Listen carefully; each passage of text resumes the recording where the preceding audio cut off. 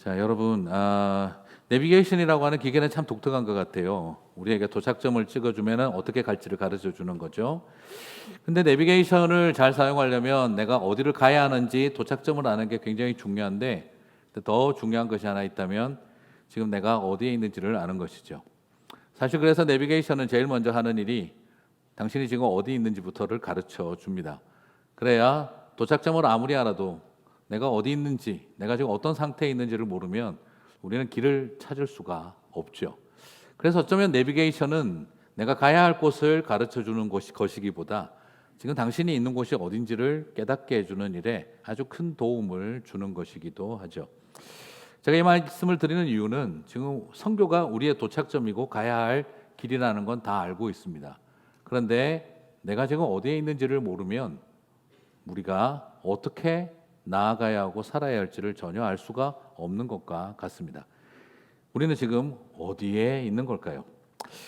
저는 오늘 우리가 지금 잘못된 은혜를 받고 있다, 헛되이 받고 있다는 우리의 문제를 한번 좀 이야기하려고 합니다. 교회를 다니면서 우리가 많이 생각하는 게 은혜 받았으면 좋겠다 하는 마음이 있어요. 오늘도 은혜 받고 싶다, 은혜 받아야지, 은혜 받아야지 하고 다 교회를 나옵니다. 그런데 많은 경우 살펴보면은 은혜를 못 받아서 문제가 아니고요, 은혜를 헛되이 받고 있어서 문제라는 것을 발견하게 되어집니다. 사도 바울이 고린도후서 6장 1절 고린도 교회를 향해 말씀합니다.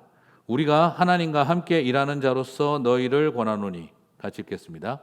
하나님의 은혜를 헛되이 받지 말라. 교회를 향해서 편지를 쓴다면 당연히 그러지 않겠습니까? 고린도 교회야, 은혜가 충만할지어다, 은혜 받을지어다, 은혜 받아라, 그렇게 이야기할 것 같은데, 고린도 교회의 문제점을 잘 알고 있는 바울은 은혜 받으라고 편지하지 않았습니다. 오히려 뭐라고 하죠? 은혜를 헛되이 받지 말라. 은혜가 없어서 문제가 아니라 은혜를 헛되이 받고 있어서 문제라는 것이죠. 말 그대로 은혜 중독. 우리도 모르게 더 은혜 받게 해주세요. 목사님 더 은혜 받고 싶어요. 지난주보다 더 은혜 받고 싶어요. 찬양 지난주보다 더 찬양의 은혜 받고 싶어요. 기도에 더 은혜 받고 싶어요. 그래서 목사가 힘든 겁니다. 매주마다 이 어떻게 다 은혜를 받게 해야 되나, 이 스트레스가 장난이 아닙니다. 그래서 여러분 은혜 받게 하려고 제가 은혜가 안 됩니다. 네, 그런 상황이 오게 되는 것이죠. 자, 이런 것처럼 우리는 더 많은 은혜를 받고 싶어 하는데 바울은 거꾸로 은혜를 헛되이 받지 말라고 이야기를 합니다. 선교에 대해서도 마찬가지입니다. 이번 주에도 선교 주일이니까 하나님, 이번에 선교 주일입니다. 어떻게 하면 이 선교에 대해서 성도들이 은혜 받을 수 있게 할 수 있을까요? 그렇게 기도하고 있는데 하나님께서 제 마음에 도전하셨습니다. 도대체 선교에 대해서 얼마나 더 은혜를 받아야 하냐? 처음으로 경상도 사투리를 들었습니다. 마 좀 해라, 이렇게 들리는 것 같았습니다. 은혜를 더 받으려고 하지 말고 이제는 좀 그냥 해라, 이렇게 도전하는 음성을 듣는 것 같았어요.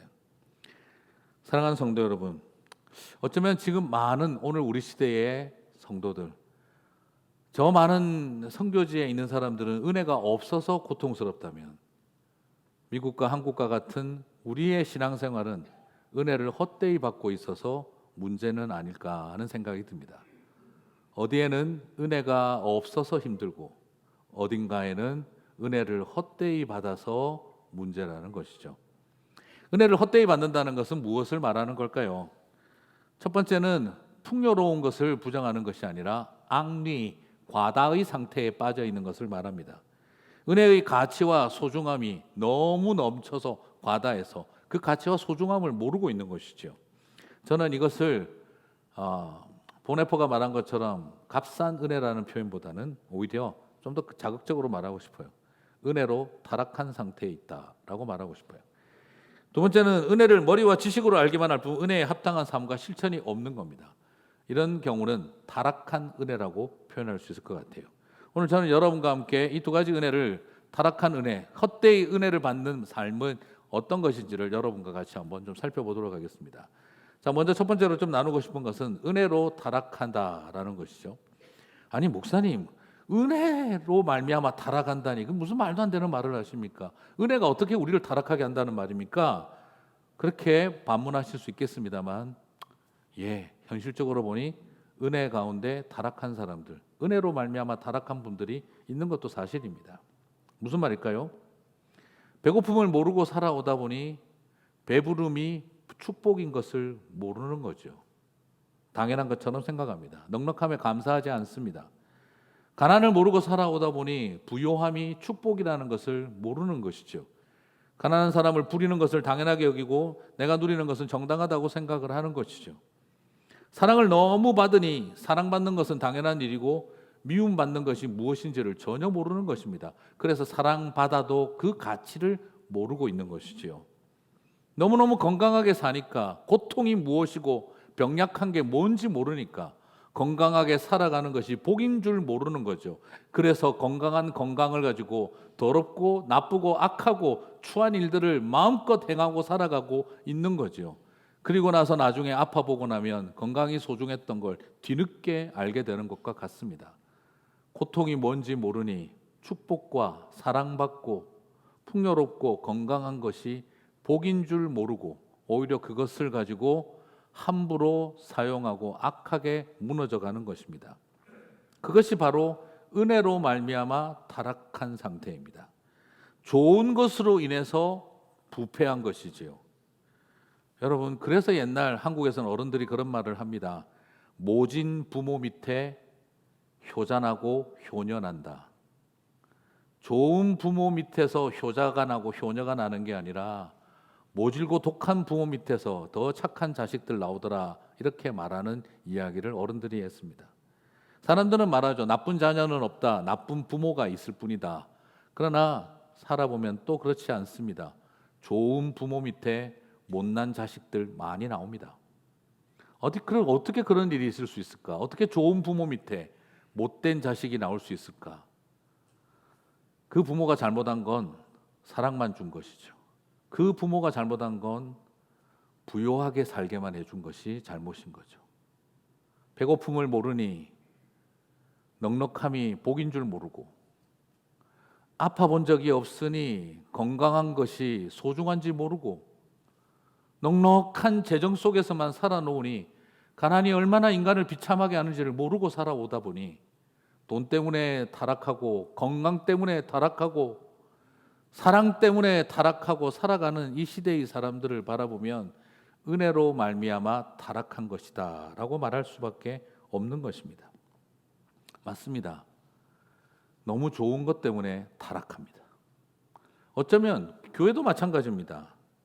늘 예배 가운데 은혜 많이 받고 찬양에 감격하고 그렇게 살다 보니까 그걸 당연하게 여겨버립니다. 성경 공부하는 거 당연한 거고, 소그룹을 내가 경험할 수 있는 거 당연한 거고, 기도 훈련도 받을 수 있으니 너무너무 당연한 거고, 부흥회도 그때그때 공급해 주니 너무너무 당연한 거고, 금요일 부흥회 있습니다. 꼭 기억하시기를 바랍니다. 당연히 있겠지 생각하고 은혜 가운데 타락하지 마시고 꼭 그 시간을 구별하시기 바랍니다. 어느 틈에 우리 안에 남아있는 그 많은 것들이 당연히 공급되어진 것으로 여기고 소중하고 가치 있는 줄 모를 때 우리는 그것을 은혜 가운데 타락했다라고 말할 수밖에 없는 것입니다. 마치 고린도 교회의 모습과 같죠. 당대 최고의 성경학자들에게 고린도 교회는 배웠습니다. 그 시대의 최고의 선생인 바울 사도에게 성경을 배웠습니다. 베드로, 게바에게 성경을 배웠습니다. 아볼로를 선생으로 하여 성경을 배웠습니다. 그 시대 최고의 사도들과 선생들에게 성경을 배웠습니다. 그런데 결과는 바울파, 게바파, 아볼로파로 갈라져서 누구 선생님이 더 최고냐, 누가 성경 해석을 제일 잘했냐, 어느 팀의 성경이 가르침이 제일 탁월하냐, 그걸 가지고 끊임없이 맞다 틀렸다, 옳다 틀렸다, 높다 낮다를 따지며 분쟁한 결과 고린도 교회는 바울파, 게바파, 아볼로파로 갈라져서 싸우게 되었습니다. 은혜로 말미암아 타락한 거죠. 그리고 또한 고린도 교회는 은사가 넘쳤습니다. 방언이 터지고 예언을 하고 병고침에 엄청난 은사들이 넘쳐 흘렀습니다. 하나님의 은혜가 가득했습니다. 그 결과 고린도 교회는 방언파, 예언파 갈라져서 어느 은사가 더 소중하고 어느 은사가 더 가치 있는지 서로 따지며 분쟁하기 시작했습니다. 은혜로 말미암아 타락한 것입니다. 하나님이 주신 축복이 많아 고린도 교회는 부유한 사람들이 많았습니다. 그래서 그들은 생각한 겁니다. 저 가난한 사람들하고 우리가 가지고 오는 음식이 다른데 어떻게 성찬을 같이 하냐? 저 가난한 사람들 자기들끼리 성찬하게 하자. 부자는 부자끼리 성찬하게 하자. 그게 격에 맞다. 그렇게 그들은 가난한 자와 부유한 자를 구별해서 성찬식을 했습니다. 은혜로 말미암아 타락한 것입니다. 오늘 우리가 여기에서 바라보는 것처럼 많은 사람들이 하나님이 주신 내 삶에 주신 거룩하고 좋은 선, 내 삶 가운데 부어주신 은혜, 그 소중한 것들의 가치를 모르면 은혜 때문에 타락하는 겁니다. 은혜 가운데 타락하는 겁니다. 여러분, 죄로 인해 타락하면 회개가 절실합니다. 죄로 인해 타락한 사람은 회개합니다. 그런데 은혜로 인해 타락하면 회개하기 더 어렵습니다. 내가 지금 성경 공부를 열심히 해서 아주 뜨겁게 성경 공부를 했는데 왜 나보고 지금 바울파라고 자꾸 지적하니? 회개를 못합니다. 내가 얼마나 기도 열심히 해서 성령 체험을 했는데 아니 내보고 방언파라고 왜 나한테 지적을 해? 나 회개 못해. 아니 내가 하나님이 주신 물질의 축복을 누리면서 비슷한 사람끼리 아니 그래 좀 이번에 또 부유한 사람 하나 데리고 왔는데 가난한 사람 옆에 끼우기가 그래서 우리끼리 좀 성찬식 하겠다, 전도하겠다는 좋은 의지로 하고 있는데 왜 이걸 회개해야 돼? 사람들은 은혜로 말미암아 타락하면 회개하지 못합니다. 왜냐하면 나는 은혜를 누리고 있기 때문인 거죠. 이것이 은혜에 중독된 마음인 것입니다. 오늘 혹시 성함이 은혜이신 분들은 좀 그레이스이신 분들은 용서해 주시고 그런 뜻이 아닙니다. 우리의 안에 있는 싸움이 여기에 있습니다. 그래서 배가 고파 지은 죄는 회개하지만 배부른 자가 회개하지 않고 가난해서 지은 죄는 눈물을 쏟으며 통회하지만 부유해서 지은 죄는 화를 냅니다. 죄악 가운데 타락하면 가슴을 찢으며 하나님 앞에 회개하는데 은혜 가운데 타락하면 머리 쳐들고 오히려 뭘 잘못했느냐고 외치기 쉬운 게 우리의 모습입니다. 부요한 가운데 잘못된 길을 걸어가는 가족들은 가난해서 잘못된 길을 또 가는 사람하고 차원이 다릅니다. 이것이 우리가 겪는 은혜 가운데 타락하는 삶입니다. 선교도 그렇습니다. 제가 대학생 때 선교 가려고 그러면 진짜 힘들었습니다. 재정 지원 교회에서 당연히 안 해주고 재정 지원이 없는 게 아니라 아예 가는 것 자체를 못하게 하고 그래서 대학생 때 저희들은 가서 친구들하고 모여가지고 뻥튀기 하고 군고구마 팔고 그 다음에 리어카에 고물 사가지고 와서 팔아가면서 선교 갔습니다. 그리고 그냥 아르바이트 해가지고 돈 모아가지고 같이 그거 선교하자고 선교지 가고 그랬습니다. 그래가지고 그나마 우리가 돈 다 모아가지고 교회에서 선교 갈 테니 보내주십시오. 그러면 우리 어른들이 그냥 가만히 놔주지는 않았습니다. 교회 이름으로 이것들이 또 해외에 놀러 가려고 한다 하는 말부터 국내에도 할 일이 많은데 왜 그리 돌아다니려고 하느냐. 우리 교회도 할 일 많다. 교회 가서 좀 봉사나 좀 해라. 안 돼 하고 혼 많이 났습니다. 그래서 우리끼리 나중에 모여서 그런 이야기도 했습니다. 선교지 가려고 하니 이슬람이 우리를 핍박하는 게 아니라 교회가 핍박하고 있다. 우리끼리 그런 이야기를 하고 웃었던 적도 한두 번이 아니었습니다. 지금은 너무 많은 사람들이 이제는 선교에 대해서 당연히 도와야 하고 당연히 격려해야 된다고 생각하는 시대를 살고 있습니다. 그러나 조심스럽습니다. 우리 교회는 더 많이 이 일을 최선을 다해서 돕자 하고 있습니다. 그래서 우리 교회는 단기 선교를 가게 되면 선교지에서 하는 사역비를 2,000불에서 3,000불 혹은 더 많은 사역지의 특징에 따라 우리는 사역비를 지원을 합니다. 그리고 단기 선교를 가게 되면 비행기, 숙박, 식사비 전체 총액의 30%를 오늘 펀드레이징 한 것으로 저희들이 지원을 합니다. 그래서 할 수만 있다면 젊은 우리 다음 세대들이, 대학생들이, 청년들이 정말 하나님의 선교에 재정적인 부담을 갖지 않도록 정말 집중할 수 있도록 교회에서 30%를 이번 이런 플러치를 통해서 다 지원을 합니다. 그리고 사역비도 다 지원을 합니다. 하지만 이렇게 해나가고 있지만 우리 성도님들이 많이 갈 수 있도록 돕고 있지만 그럴 때마다 마음에 조심스러움이 있습니다.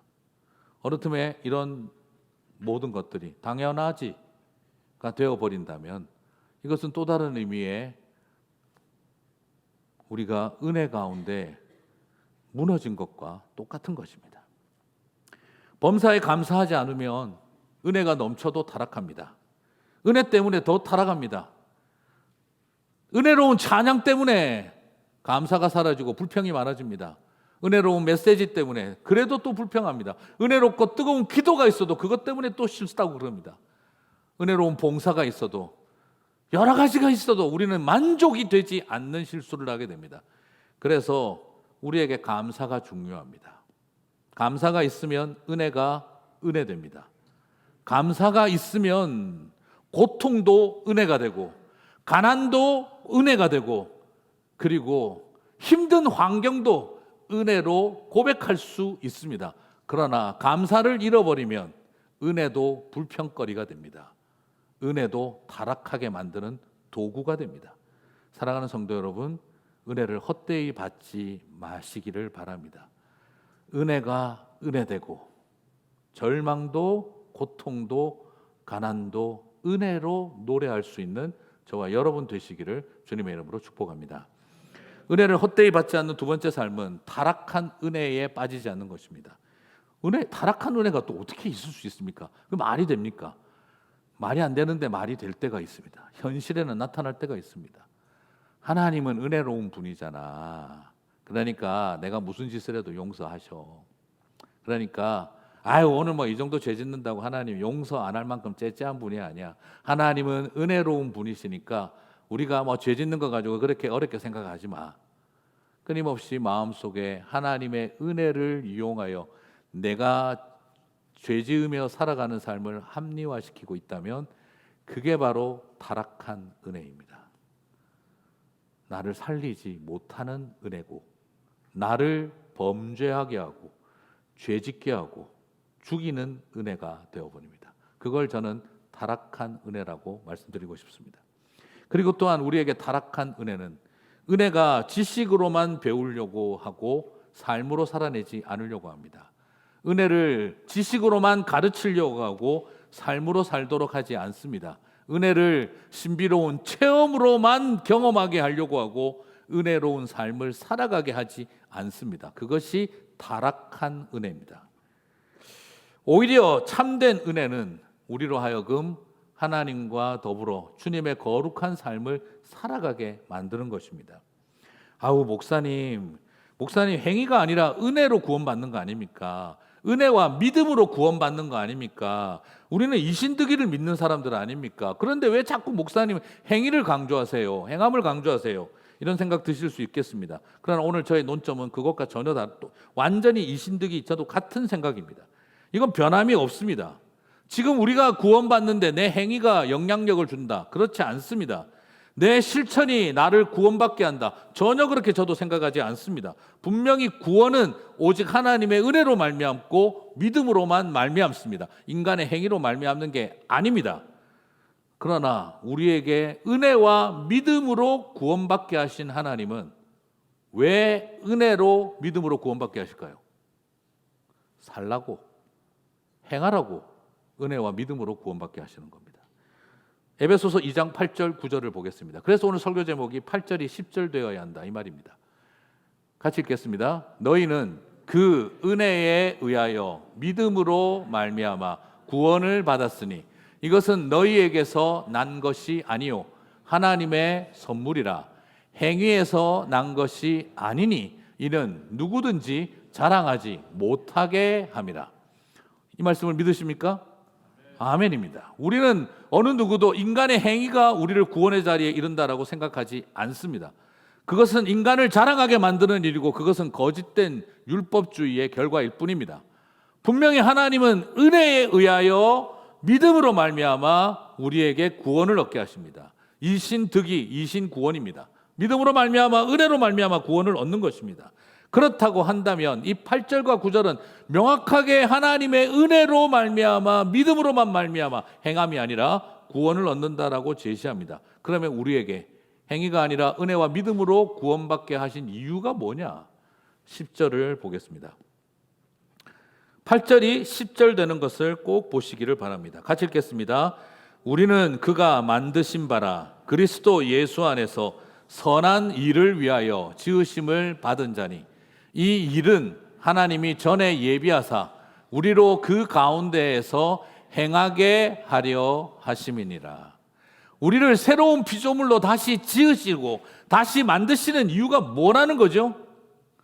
예수 그리스도 안에서 선한 일을 하게 하기 위해, 우리를 그렇게 만드시는 이유는 예수 그리스도 안에서 행하게 하기 위해서라고 명확하게 밝히고 있는 것이죠.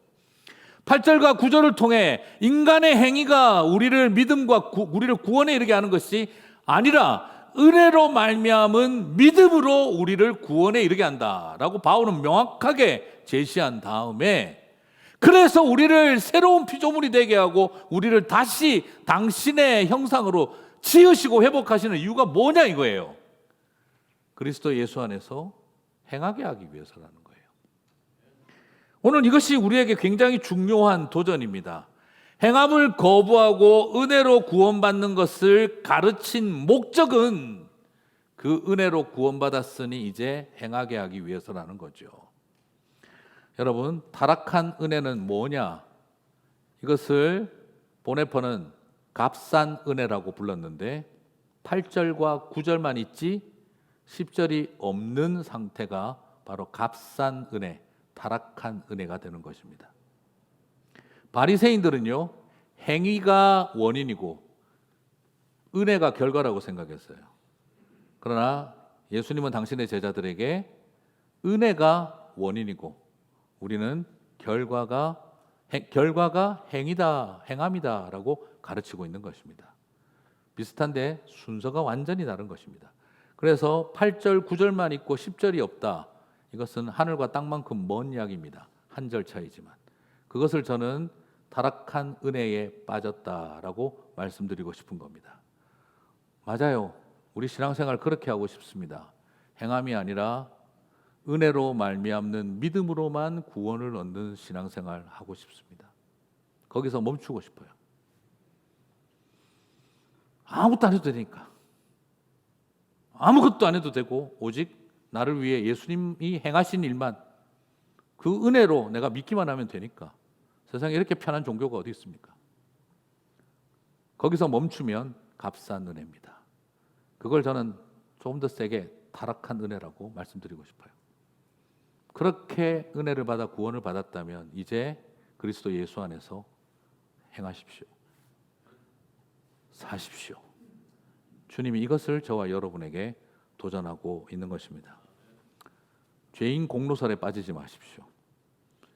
의인 공로설에 빠지는 바리새인적 사고도 문제지만 나는 죄인이다, 고로 의롭다, 큰 착각입니다. 주님은 우리에게 아무것도 하지 마라, 내가 너를 은혜로 구원한다. 그러나 구원받은 너는 이제 내 안에서, 성령 안에서, 그리스도 예수 안에서 행하라, 살아라. 이것이 주님의 계획입니다. 그러므로 선교도 마찬가지입니다. 선교에 대해서 지식을 알 뿐 선교에 대한 참여와 실천이 없다면 감히 말씀드리고 싶습니다. 싸구려 선교고 타락한 선교입니다. 여러분, 물론 맞아요. 닥치고 두 미션 저도 제일 싫어합니다. 그냥 아무것도 모르면서 닥치고 두 미션 우리 선교하자. 저는 이것을 찬성하지 않습니다. 제자 훈련도 없고 예배를 모르고 하나님의 은혜와 성령의 감동이 뭔지를 모르면서 그냥 닥치고 두 미션 한다면 그건 취미생활이지 하나님의 선교가 아닙니다. 오늘날 우픈 현실은 뭐냐면 제자 훈련과 성경 공부와 그리고 뜨겁게 예배하며 그리고 신학적 깊이, 말씀의 깊이, 기도의 깊이를 쌓아가는 사람들은 선교에 대해서 무관심하고, 그리고 선교 열심히 하는 분들은 제자 훈련과 성경 공부와 그리고 하나님 앞에 예배하는 삶이 무엇인지에 대해서 무관심하다는 이 극단적 현실이 우리를 서글프게 하는 것이죠. 오늘 저는 부탁드리고 싶습니다. 우리 안에 말씀을 알고 빼달아 배우고 선교가 무엇인지 알며 그리고 선교에 대해서 참여하고 행하며 실천하는 균형 잡힌 신앙생활이 저와 여러분 가운데 있게 되시기를 주님의 이름으로 축복합니다.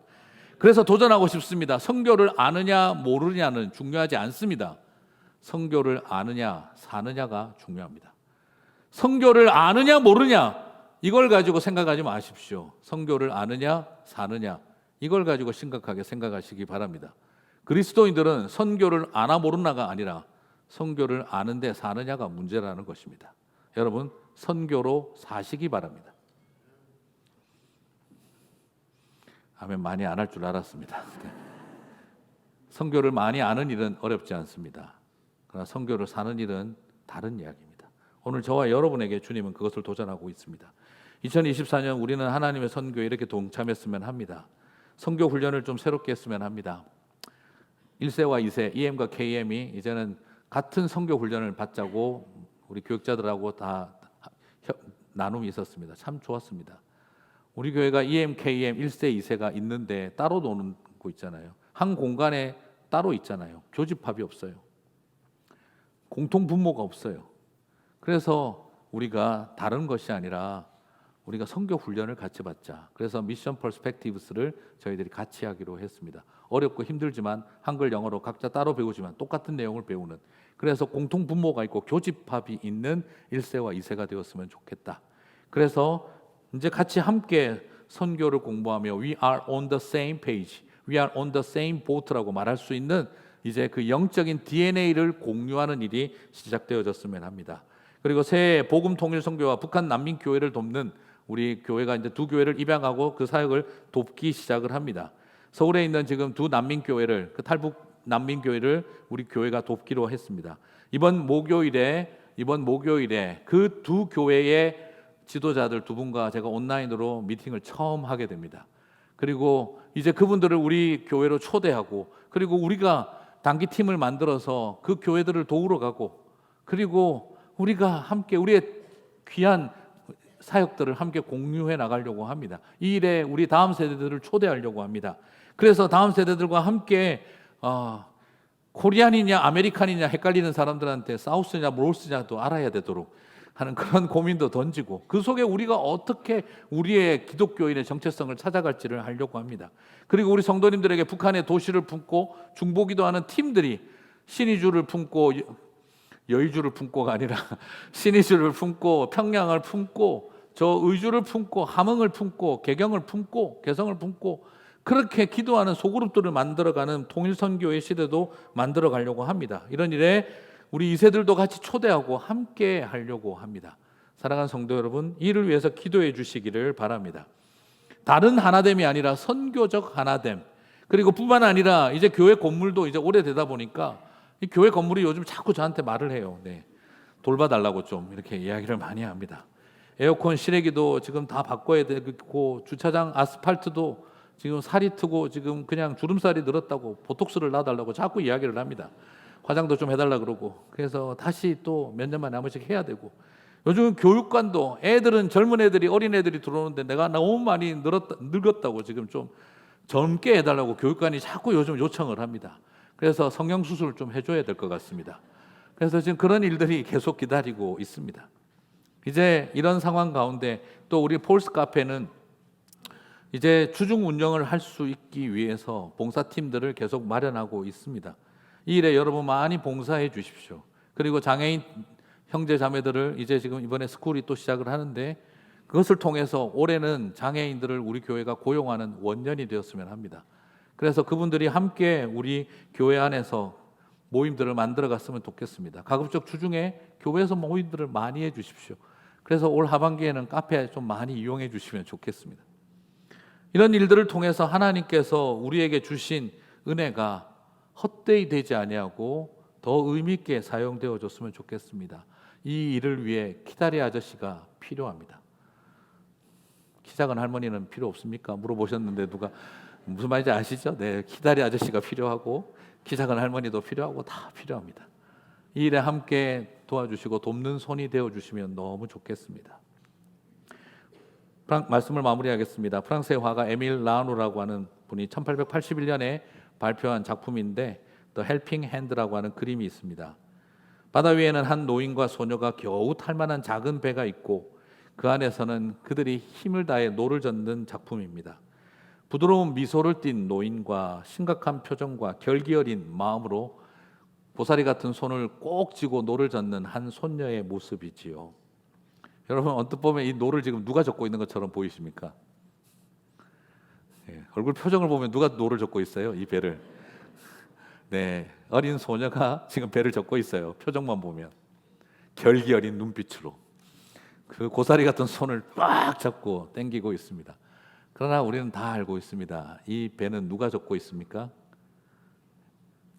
따뜻한 미소를 지고 있는 할아버지가 저 배를 노를 저어가고 있는 것이죠. 저는 이 그림을 보면서 우리의 삶과 같고 하나님의 성교 같다는 생각을 합니다.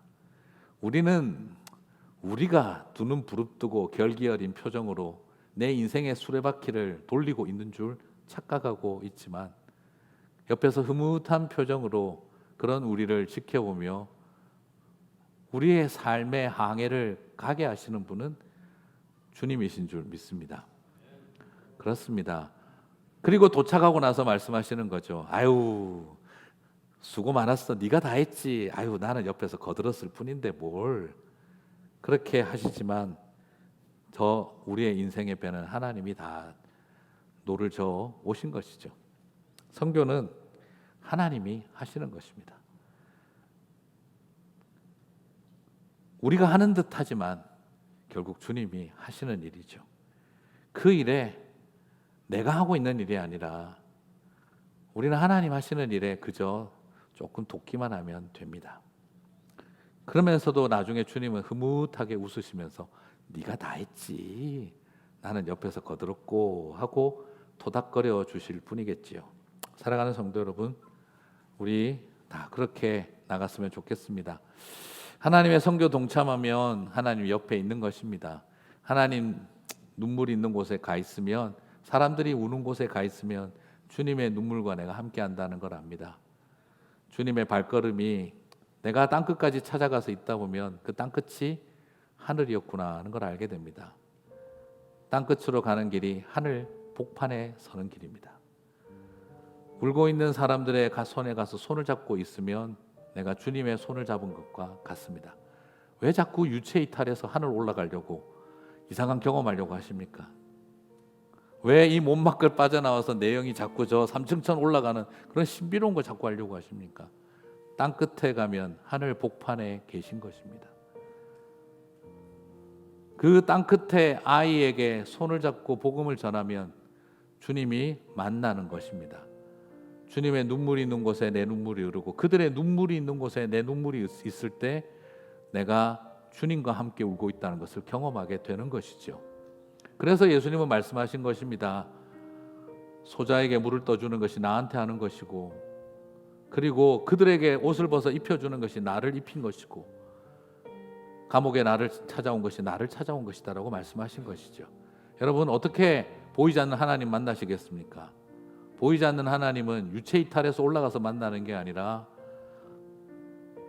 잃어버린 영혼들 땅끝에서 섬기다 보면 아, 나는 땅끝에 와 있는 게 아니라 하늘 복판에 있구나 하는 것을 느끼시게 될 줄 믿습니다. 그렇게 하늘 복판 사는 저와 여러분 되시기를 주님의 이름으로 축복합니다. 우리 다 함께 자리에서 일어나셔서 찬양하고 나가겠습니다.